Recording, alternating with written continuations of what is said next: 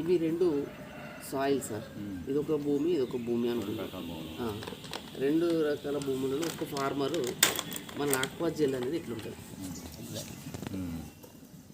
So ఇది aqua gel. ఇది ఏం చేస్తుంది సార్ అంటే ప్రధానంగా 50% వాటర్ను సేవ్ చేస్తుంది. వాటర్ను సేవ్ చేస్తుంది ఒకటి. తర్వాత ఫర్టిలైజర్ను 40% వద్దంటుంది, వేసుకోకండి సేవ్ చేసుకోమంటుంది. అంటే ఇప్పుడు ఒక 10 కట్టలు వేసినాను, 4 కట్టలు కాపాడుకోవచ్చు. ఫర్టిలైజర్ తగ్గించుకోవడం వల్ల ఏమవుతుందంటే మనకు పెట్టుబడి మిగులుతుంది, అంతే కదా సార్. రెండోది వాటర్ ఇంకొకటి ఏంటంటే అతివృష్టి, ఎక్కువ వర్షాలు పడ్డాయి. ఎక్కువ వర్షాలు పడ్డప్పుడు మొక్క ఏమైందంటే ఎర్రగా నీళ్ళన్నీ భూమిలోనే ఉండి మొక్క ఎర్రగా అయిపోతుంది. మొక్క పోషకాలు తీసుకోదు, మొక్క ఎర్రగా అయిపోయి ఆగిపోతుంది. సో దానివల్ల ఏమైందంటే ఫర్టిలైజర్ వేస్ట్గా వృధా అయిపోతుంది, మనం పెట్టిన పెట్టుబడి అంతా వృధా అయిపోతుంది.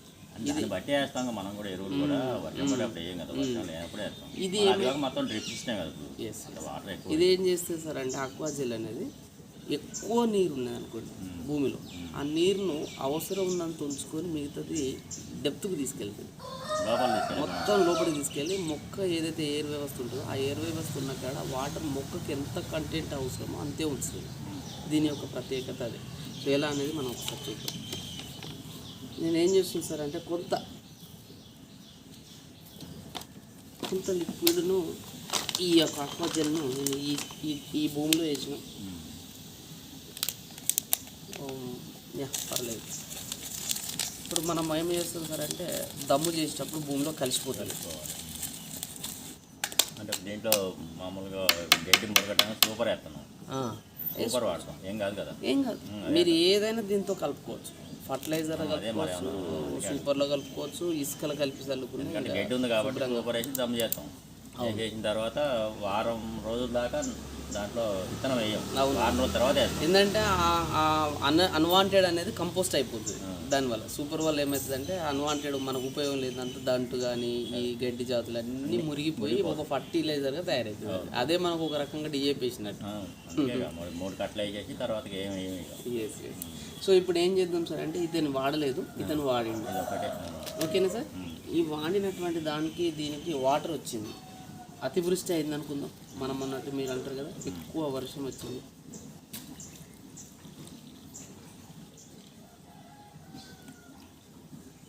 మనము ఈ రకంగా వర్షం పడ్డప్పుడు ఫార్మర్ ఏం జరుగుతుంది సార్ అంటే భూమిలో ఉన్నటువంటి వాటర్ ఏదైతే ఉందో గడ్డి మందుల ప్రభావం వల్ల భూమి లోపలికి వాటర్ పోదు. సేమ్ టైం మనం వేసిన ఫర్టిలైజర్ కూడా ఎయిర్ వ్యవస్థ ఎంత లోతు ఉన్నదో అంత లోతుకు ఫర్టిలైజర్ పోదు. పోకడం వల్ల ఒకటో పురకాన్నే మనం వేసిన ఫర్టిలైజర్ ఆగిపోతుంది. మొక్క ఏర్లు కరివేపాకన ఇంకోటి హార్టికల్చర్ స్పెషల్గా చెప్పాలంటే వాటి ఏర్లు చాలా లోతులో ఉంటాయి. మనం వేసిన ఫర్టిలైజర్ పైన ఉంటుంది. చాలామంది రైతులు ఏంటంటే చెట్టు చుట్టూరుగా తవ్వి వేస్తూ ఉంటారు, ఏరుకి వెళ్తే ఏమన్నా యూజ్ అయితే ఏమన్నా. సో అప్పుడు ఏమవుతుందంటే చాలా తక్కువ లోపల ఉంటుంది. ఇంకోటి ఈ వర్షం ప్రభావం వల్ల ఈ పైన ఉన్నటువంటి పోషకాలన్నీ ఇంతకు ముందు పంటకి వేసిన ఫర్టిలైజర్ కావచ్చు, భూమిలో సహజంగా తయారు చేసుకుని, ఇప్పుడు మీరు సూపర్ అయితే సహజంగా తయారు చేసుకుని ఆ ఫర్టిలైజర్లో ఉన్న పోషకాలు కావచ్చు అవి ఏంటంటే నీళ్ళలో తేరుకుంటాయి. నీళ్ళలో తేరుకున్నప్పుడు ఏమవుతుంది సార్ అంటే ఈ వాటర్ ఎక్కువైనప్పుడు కోతకు గురవుతుంది భూమి, అంటే నీళ్ళు భూమిలో నుంచి వెళ్ళిపోతాయి. వెళ్ళిపోయినప్పుడు ఏమవుతుందంటే ఈ భూమిలో ఉన్న పోషకాలన్నీ వేరే చెరలోకి వెళ్ళిపోతాయి, వాటర్లో కలిసి బయటికి వెళ్ళిపోతాయి. అప్పుడు ఫర్టిలైజరు పోషకాలు మొత్తం పోయినప్పుడు మొక్కలో భూమి లోపల ఏం తేలుతుందంటే దీన్ని అసిడిక్ నేల అంటారు అన్నట్టు. అంటే ఆమ్లత్వం కలిగినటువంటి నేల. ఈ ఆమ్లత్వం కలిగిన నేలలో ఏమవుతుందంటే చౌడు ఏర్పడుతుంది. ఇంకా లేవుగా భూమిలో కావాల్సిన పోషకాలని చౌడుగా ఏర్పడినప్పుడు మొక్క గెడసబారిపోయి ఎంతసేపు పెట్టినట్టే ఉంటుంది. పొలంలో అయితే పిలకలు రావు, ఇంకా వేరే మొక్కజొన్న కానీ అవన్నీ ఎర్రగా అయిపోయి అక్కడనే ఉండిపోతుంది. సో అలాంటి సిచ్యువేషన్ అనేది ఇక్కడ జరుగుతుంది సార్. మనము ఇది కనుక గమనిస్తాం, దీనిలో ఆక్వా జెల్ కలిపినాక ఇప్పుడు ఏమైందంటే వర్షం పడ్డది భూమిలో, మొక్కలో ఉన్న వర్షం ఇక్కడ ఈ భూమిలో మొక్క ఉన్నది. మనం వేసిన ఆక్వా జెల్ ఏం చేసిందంటే మొక్కకు అవసరం ఉన్నంత వాటర్ ఉంచుకుంటుంది. మనం తర్వాత ఇంకేమన్నా వాటర్ ఎక్కువ పోసినాం అనుకోండి పోతుంది, వాటర్ మాత్రమే పోతుంది కానీ భూమిలో ఉన్న పోషకాలను లాక్ చేసి పడుతుంది. ఇది భూమిలో ఉన్న పోషకాలను ఎరువులను మొత్తం లాక్ చేసి ఇదేం చేస్తుందంటే కంప్లీట్ పోనీయది, ఇట్లా కాపాడుతుంది అన్నమాట. ఇదే మనం మామూలుగా ఈ రకం చూస్తే ఏమవుతుందంటే కంప్లీట్ పోతుంది, ఫర్టిలైజర్ పోతుంది, పోషకాలు పోతాయి, మొక్క ఈ భూమిలో నీళ్ళు ఇలాగే ఉన్నాయి అనుకోండి ఎగ్జాంపుల్ పోకుండా మొక్క ఎర్రబడిపోతుంది కదా. దీని రకంగా చౌడు వస్తుంది, మొక్క ఎదుగుదల రాకపోతే దిగుబడి మైనస్ అవుతాం, ఫర్టిలైజర్ వేస్ట్ అవుతుంది. ఇది మనది ఏంటంటే కంప్లీట్ వాటర్ అనేది ఇట్లాగే ఇంకుతుంది, ఉంచుకుంటుంది, ఫర్టిలైజర్ సీల్ అయిపోతుంది, పోషకాలు సీల్ చేస్తుంది. మొక్క ఉన్నదనుకోండి, మొక్కకు అవసరం ఉన్న వాటర్ ఉన్నది, ఫర్టిలైజర్ ఉన్నది, పోషకాలు ఉన్నాయి కాబట్టి తీసుకుంటాం. ఎక్కువ వాటర్ పోసినాం అనుకోండి ఎగ్జాంపుల్, వాటర్ మాత్రమే బయటికి పంపిస్తుంది, భూమిని కోతకు గురి కానియదన్నమాట. ఈ రకంగా యూజ్ అవుతుంది. దీన్ని ఒకసారి మీరు టచ్ చేయండి సార్, భూమి చాలా లూజ్ అయిపోతుంది, స్పాంజ్ లాగా వస్తుంది. రైట్, సో మీరు ఒకసారి టచ్ చేయండి. నేను ఫస్ట్ టైం చూడటం లోపలి పెట్టండి, నిజమే బాగుంటుంది, మెత్తగా అయిపోయింది. ఇది నేను మెరాకిల్ చేస్తుందని చెప్తున్నా సార్. ఈ ఇయర్ అంటే ఈ ఇయరే వచ్చింది కదా ఈ ప్రోడక్ట్. ఈ ప్రోడక్ట్ వచ్చేసి మనకు ఫార్మర్ కరెక్ట్గా కనుక అర్థం చేసుకుంటే, మొక్కకు కావాల్సినంత నీరు అందించాల్సిన టైంలో నీరు లేకపోవడం వల్ల గింజ నాపగైపోతుంది, తాళైపోతుంది, క్వాలిటీ రాదు, హీల్డింగ్ టైప్ పడిపోతుంది. తర్వాత ఫర్టిలైజర్ ఇష్టానుసారంగా ఫర్టిలైజర్ వేస్తారు, తెలుసో తెలియక రైతుకు.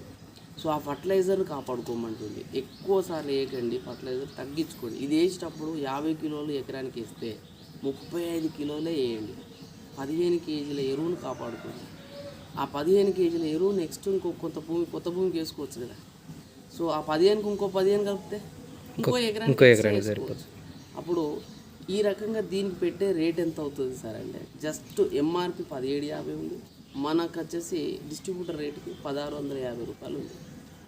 1650 రూపాయలు పెట్టేటప్పుడు రైతుకి ఏమనిపిస్తుంది అంటే, అబ్బా ఇంత కాస్టా అండి, డిఏపి ఒక బస్తుని యూరియా ఒక బస్తా వస్తుంది కదా అనిపిస్తుంది. కానీ మీరు వేసిన డిఏపి కావచ్చు, యూరియా కావచ్చు, సో అవి ఏమవుతాయి అంటే ఫర్టిలైజర్ అంతా భూమిలో వేస్తున్నాం, ఓకే బాగానే ఉంది, కానీ అవి ఉపయోగం లేకుండా పోతున్నాయి. అనుకున్నాం మేము కూడా తగ్గిద్దాం అనుకుంటున్నాం. రైట్ సార్, అవి కూడా తగ్గిద్దామని. ఫర్టిలైజర్ తగ్గించుకోవచ్చు. ఈ రకంగా నేను ఏమంటున్నా అంటే, స్పెషల్గా ఇప్పుడు నేను అవగాహన సదస్సులాగా రైతులకు ఒక 15-20 మంది మంచి క్వాలిటీ అంటే తక్కువ పెట్టుబడి పెట్టి దిగుబడి ఎక్కువ తీసుకోవాలి అనుకున్నటువంటి రైతులందరికీ కూడా నేను చెప్పేది ఏంటంటే అవేర్నెస్, అవగాహన కల్పిస్తున్నాం. సో ఇది డైరెక్ట్ సెల్లింగ్ ఇండస్ట్రీ ద్వారా వస్తుంది. వెస్టేజ్ అనే కంపెనీ తోటి ఇండియన్ ప్రోడక్ట్, మన ఇండియన్ టెక్నాలజీ, మన ఇండియన్ యొక్క తెలివితేటలు అన్నింటినీ ఇప్పుడు గవర్నమెంట్ కానీ ఇప్పుడు బాగా నాలెడ్జ్ ఉన్న వాళ్ళు ఫారెన్కి వెళ్ళి డబ్బు సంపాదిస్తున్నారు. బట్ ఇక్కడ ఏంటంటే మన ఈ వెస్టేజ్ కంపెనీ ఏంటంటే క్వాలిటీ పర్సన్ నాలెడ్జ్ని తీసుకొని మన ఇండియాకి అప్లై చేసి ఇండియాలో ఫార్మర్కి సేవ్ చేసుకోవాలి. అట్ ది సేమ్ టైం ఒక ఫార్మర్ను ఒక డిస్ట్రిబ్యూటర్గా తయారు చేయాలి, ఫార్మర్ చేతిలో ఒక ఆపర్చునిటీ పెట్టాలనేది ఈ కంపెనీ యొక్క గొప్ప ఉద్దేశం. కాబట్టి సో ఇది నేను చాలామంది రైతులు చెప్పుకుంటూ వెళ్తున్నాను. రెగ్యులర్గా నేను నిన్న ఆల్మోస్ట్ ఒక 3 times చేశాను సార్. ఇదే డేమో ఒక 3 విలేజ్లలో చేసిన ప్రతి కాడ ఆర్డర్స్ వస్తున్నాయి. వాళ్ళకి అర్థమవుతుంది ఫర్టిలైజర్ తగ్గించుకోవచ్చు, వాటర్ సేవ్ చేసుకోవచ్చు, అతివృష్టి అయినా అనావృష్టి అయినా మన మొక్కలో భూమిలో పోషకాలన్నీ పోకుండా కాపాడుతుంది అనే విషయం అర్థమయ్యి చాలామంది ముందుకు వస్తున్నారు. ఈ సంవత్సరం కనుక మేము రైతులకు కూడా చెప్పేది ఏంటంటే, 4 ఎకరాలు ఉంటే 2 ఎకరాలకి వేయండి, 6 ఎకరాలు ఉంటే 3 ఎకరాలకి వేయండి, 2 ఎకరాలు ఉంటే 1 ఎకరానికి వేయండి. డిఫరెంట్ అనేది మీకు మీరుగా చూసుకోండి. ఫర్దర్ నెక్స్ట్ బాగుంటే క్రాప్ అందరికి చెప్పండి.